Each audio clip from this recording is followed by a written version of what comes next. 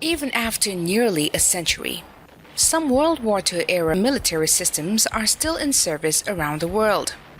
These weapons, known for their durability and effectiveness, continue to serve in reserve, ceremonial, or even active combat roles. From mortars to field guns and anti-aircraft cannons, their legacy lives on. Here are the 10 oldest artillery systems that are still in use today. The 100mm field gun M1944 BS-3. Introduced in 1944, the BS-3 was developed by the Soviet Union during the final years of World War II as a high-velocity field and anti-tank gun. It was based on the naval B-34 gun and designed to engage German heavy armor like the Tiger and Panther tanks. The BS-3 has a maximum range of around 20.6 kilometers or 12.8 miles for indirect fire and about 1.5 kilometer effective indirect anti-tank roles. Today, North Korea and some post-Soviet states still maintain BS-3 guns for static defense or reserve use. Ukraine even redeployed some during the ongoing war. Its low cost and effectiveness in a fixed role extend its lifespan. The M2 4.2-inch mortar, often referred to as the Goon gun, it was developed from a chemical warfare launcher into a high-explosive infantry support weapon during World War II. It entered service in 1943 and provided heavy fire support to U.S. infantry units during World War II. The M2 fires 107mm or 4.2-inch shells up to a range of 4.4 kilometers or 2.7 miles, delivering significant blast damage on enemy positions. It weighs over 150 kilograms in firing position, requiring a crew to transport and deploy. In 1951, it evolved into the M30, but original M2s were exported and used by other countries. Today, some African and Asian nations reportedly still use it in reserve roles. The M1943 mortar, or 120 PM43. Also known as the samovar, it is a Soviet 120mm caliber smoothbore mortar first introduced in 1943. It fires 120mm rounds to a maximum range of 5.7 kilometers, offering excellent firepower and accuracy for its size. The PM43 weighs about 275 kilograms and requires a crew of at least 5 to operate effectively. Today, it remains in use across Asia, Africa, and Eastern Europe. It is favored in mountainous or irregular terrain where vehicle-based artillery is impractical. Its ease of production and powerful output have made it a lasting fixture on the battlefield. The 155mm howitzer M114. The M114 is a towed medium howitzer developed by the United States and deployed during World War II.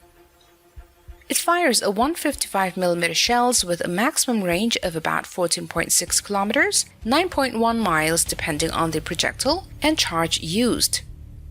The gun weighs around 5,800 kilograms and requires a sizable crew and prime mover for deployment. It gained fame for its durability and was widely used in Korea, Vietnam, and by the U.S. allies during the Cold War. Nations such as Pakistan, Colombia, and Tunisia still use the M114 in active or reserve units. It serves primarily in support roles or as second-line artillery. The M101A1. This is an artillery piece developed and used by the United States. It fires high explosive rounds up to a range of about 11.2 kilometers or 7 miles, with a relatively light weight of 2,260 kilograms that made it highly mobile. Known for its excellent accuracy, moderate recoil, and dependable construction, it became one of the most mass-produced artillery pieces, where 10,200 numbers were built. It was used in every major U.S. conflict until the Vietnam War, after which it was phased out by more modern systems. However, it remains in use today in several countries, including Thailand, the Philippines, and Lebanon. It is often employed in mountainous regions or by forces that require lightweight, truck-towed artillery. Ordnance QF 25-pounder. The British QF 25-pounder was the mainstay of Commonwealth field artillery during World War II, combining the roles of gun and howitzer. It fired 87.6mm shells weighing 25 pounds or 11.3 kilograms to a range of about 12.3 kilometers or 7.6 miles. Its unique carriage design allowed for rapid traverse and elevation changes, making it highly flexible on the battlefield. Weighing around 1,600 kilograms, it was towed by the famous quad artillery tractors and could be deployed quickly. It saw service in North Africa, Europe, and Asia. Countries such as Myanmar reportedly still maintain a few in limited or reserve use. The 37mm and 1939. This is a Soviet 37mm caliber anti-aircraft gun developed during the late 1930s and used during World War II. It fires as 37mm shells with a maximum vertical range of around 5 kilometers. It was successfully used throughout the Eastern Front and is crucial in defending Soviet units from the low-flying aircraft, and also proved useful against light vehicles and infantry in direct-fire roles. After World War II, it was exported widely, where 20,000 units were produced. Today, it remains in limited use in North Korea, Cuba, and other states that maintain old Soviet-era stocks.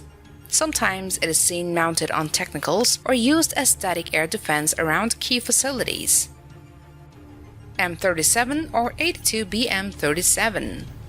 Introduced in 1937, the BM37 is a Soviet medium mortar that became one of the most widely used indirect fire weapons of the 20th century.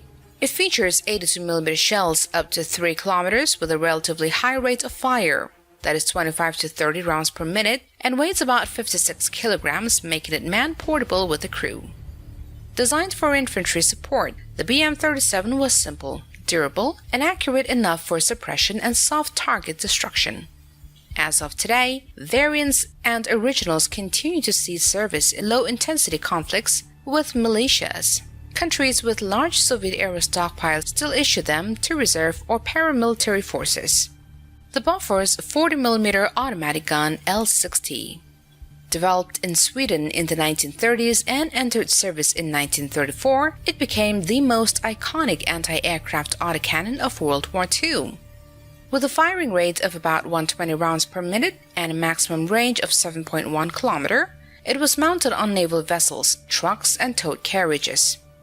Throughout World War II, it became one of the most popular and widespread medium-weight anti-aircraft guns. It was used by the majority of the Western Allies and some Axis powers such as Nazi Germany and Hungary. Its shells were large enough to down aircraft, but compact enough for manned crews to operate quickly. It remained in service well into the Cold War and has since been upgraded in various countries with radar fire control and electric traverse systems. Today, nations like Indonesia, Brazil, and Egypt still operate it in modernized forms, mostly for naval or point defense roles. The 75mm pack howitzer M1. Originally developed by the U.S. Army as a lightweight mountain gun, the M1 75mm pack howitzer was built for mobility in rough terrain. It could be disassembled into components and transported by mule or parachuted in, making it ideal for airborne and jungle warfare. It fired high explosive shells of up to 8.8 kilometers or 5.5 miles and had a total weight of about 653 kilograms when assembled. During World War II, it saw action in the Pacific China-Burma-India theater and with airborne troops in Europe. After the war, it was retained by many smaller nations due to its portability and simplicity. It has since been used in Korea, Vietnam, and various insurgencies and civil wars. Today, it remains in ceremonial use in the Philippines and in limited service with countries like Myanmar. Its size and versatility in different environments explain why nearly 100 years later, it is still occasionally pulled into action. And with this, we are signing off for today. We'll bring you more interesting videos from the world of military. We'll see you guys again in our next video. Bye-bye.